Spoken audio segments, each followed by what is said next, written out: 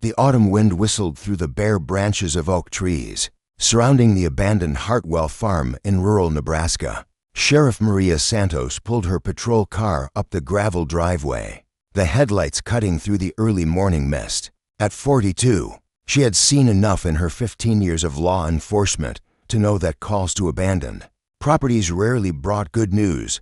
Her radio crackled to life. "Sheriff, this is dispatch." The caller, Mrs. Henderson from the neighboring farm, says she's been hearing crying sounds for 3 days now. She's convinced it's coming from the old well behind the Hartwell house. Maria stepped out of her vehicle, her boots crunching on fallen leaves. The October air was crisp, carrying the scent of decay and approaching winter. She had grown up in this county, and the Hartwell farm had been empty for nearly a decade since old Thomas Hartwell passed away, with no living relatives to claim the property. As she approached the weathered farmhouse, the crying became audible, a desperate, haunting sound that made her heart race. It wasn't the wind. It wasn't an animal. It was unmistakably human and unmistakably a baby. "Dear God," she whispered, breaking into a run toward the back of the property where the old stone well stood, partially hidden by overgrown weeds and rusty farm equipment. The crying grew louder as she approached. Maria peered over the edge of the well, using her flashlight to illuminate the depths. 20 feet below, wrapped in what appeared to be a dirty blue blanket, was an infant, alive, but clearly in distress. "It's okay, baby. I'm here," she called down, her voice echoing in the narrow shaft. "Help is coming." She immediately radioed for backup and the volunteer fire department, her hands shaking as she spoke. How long had this child been down there? How had he survived? 30 minutes later, the rescue operation was in full swing. Fire Chief Tom Bradley, a man in his 50s with gentle eyes and steady hands, was being lowered into the well on a rope system. The baby's cries had weakened, which terrified everyone present. "Got him." Tom's voice echoed from below. "He's alive, but barely. There's something else down here. Looks like a note attached to his blanket." As Tom was pulled up with the infant secured against his chest, Maria felt tears streaming down her face. The baby couldn't have been more than a few weeks old, with wisps of dark hair and pale skin marked by exposure and dehydration.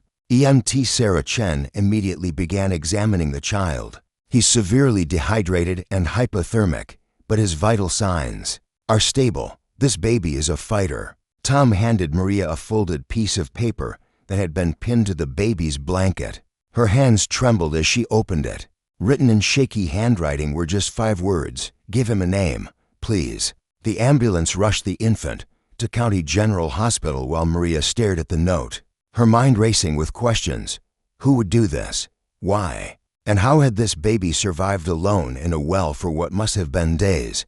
As the sun began to set, casting long shadows across the abandoned farm, Maria knew this was just the beginning of a mystery that would change her life forever. 3 days later, Maria sat in the hospital's NICU, watching the baby through the glass partition. Dr. Rachel Kim, the pediatrician, approached with the latest update. "He's remarkable," Dr. Kim said softly, "considering what he's been through. His recovery is nothing short of miraculous. We estimate he was down there for at least 72 hours, possibly longer. Someone had wrapped him very carefully, and there were supplies, bottles, formula, even a small blanket. Supplies." Maria's eyebrows raised. "You mean someone planned this?" "It appears so. Whoever left him wanted him to survive." The handwriting analysis came back on the note. It's from a female, likely young, and written under extreme stress. The paper is from a standard notebook, available anywhere. Maria had spent the past 3 days canvassing the area, interviewing neighbors, and checking missing person reports. Nothing. No missing babies, no pregnant women who had recently disappeared. No leads at all. Her deputy, James Mueller, a earnest young man fresh out of the police academy, knocked on the hospital room door. "Sheriff, I think I found something." They walked to Maria's office where James had spread out several documents. On her desk, "I've been going through old records, and I found something interesting about the Hartwell property. Thomas Hartwell had a granddaughter, Rebecca Hartwell. She would be about 19 now. I thought he had no living relatives, that's what." Everyone believed. But I dug deeper. Rebecca was the daughter of Thomas's son, Michael, who died in a car accident 15 years ago. Michael's wife, Jennifer, took Rebecca and moved to California after the funeral. They never stayed in touch with Thomas. Maria leaned forward, intrigued. So Rebecca might not even know she inherited the property. Exactly. But here's the thing. I tracked down Jennifer Hartwell in Sacramento. Rebecca ran away 6 months ago. She's been missing since April. The pieces were starting to come together. But the picture they formed was heartbreaking. A young woman, alone and pregnant, somehow finding her way back to her grandfather's abandoned farm. But why leave the baby in the well? Why not bring him to the hospital or a fire station? That evening, Maria received a call that changed everything. A truck driver named Eddie Kowalski had seen the story on the local news and called the tip line. I picked up a young girl hitchhiking about a week ago, Eddie explained over the phone. Pregnant girl, maybe 18 or 19, said she was trying to get to her grandfather's old place. In Nebraska, I dropped her off at the bus station. In Grand Island, she seemed scared, kept looking over her shoulder like someone was following her. Maria's heart pounded. Did she give you a name? Called herself Becca. Real quiet, polite girl. But there was something in her eyes, like she was running from something terrible. Within hours, Maria had security footage from the Grand Island bus station. There she was, a young woman with dark hair, clearly pregnant, purchasing a ticket to the county seat near the Hartwell farm. The timestamp showed she had arrived just for days before the baby was found. But the most chilling discovery came when Maria enhanced the footage. In several frames, a dark sedan could be seen parked across from the bus station, and a man in a baseball cap appeared to be watching Rebecca board the bus. Someone had been following her. The breakthrough came from an unexpected source, Rebecca. Hartwell walked into the sheriff's office voluntarily on a gray Thursday morning, looking exhausted and terrified. At 19, she appeared much older, with hollow eyes and the wary posture of someone who had been running for too long. I saw the news, she said quietly to Maria. About the baby, about my son. Maria's heart broke as she looked at this young woman who was barely more than a child herself. Rebecca, we've been looking for you. Your baby is safe. He's healthy, and he's been waiting for you. Tears streamed down Rebecca's face. I never wanted to leave him there. I had no choice. They were going to take him, and they were going to hurt us both.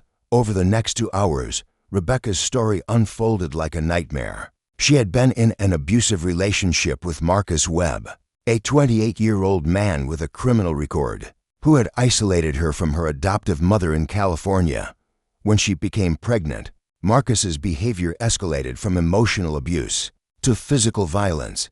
He said the baby would tie me to him forever, Rebecca whispered, her hands shaking as she accepted a cup of coffee from Maria. When I tried to leave, he threatened to kill both of us. He has friends, people who help him. I knew if I stayed, we'd both end up dead. Rebecca had fled in the middle of the night, using money she had secretly saved to buy a bus ticket to Nebraska. She had vague memories of visiting her grandfather's farm as a small child, and hoped it might be a place to hide. But he followed me, she continued. I saw his car at the bus station. I knew he'd track me down eventually. When I went into labor at the farm, I was alone and scared. After the baby was born, I heard Marcus's car on the gravel road. In desperation, Rebecca had made an impossible choice. She wrapped her newborn son carefully, left him with supplies in the well where she hoped someone would eventually find him, and fled into the woods to lead Marcus away. I left that note because I couldn't even give him a name, she sobbed.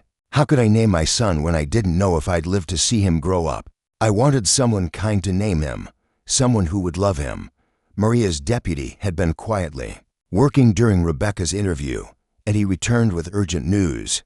Marcus Webb had been arrested in Colorado 3 days earlier on outstanding warrants. He was currently in custody and would likely face federal charges for crossing state lines in pursuit of domestic violence. You're safe now, Maria assured Rebecca, and your son is waiting for you. The reunion at the hospital was overwhelming. Rebecca held her baby for the first time since his birth, tears of relief and joy streaming down her face. the nurses had been calling him Baby Doe, but Rebecca looked down at her son with wonder. "I want to call him Thomas," she said softly, "after my grandfather, Thomas Hartwell, Tommy." Dr. Kim smiled as she updated the medical records. "Thomas Hartwell it is. He's going to go home with his mother."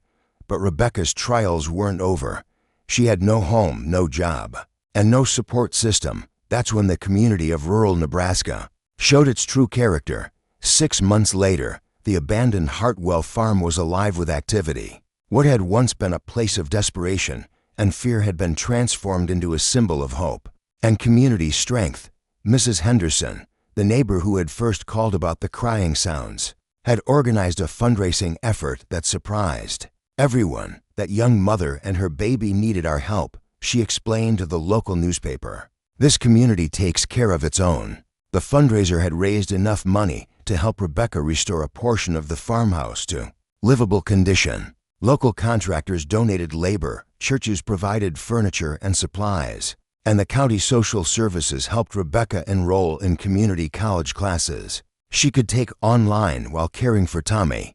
Maria had become an unofficial guardian angel to Rebecca and Tommy. She stopped by the farm regularly, not in her capacity as sheriff, but as a friend and surrogate family member. "I never expected to find a family this way," Maria admitted to her husband over dinner one evening.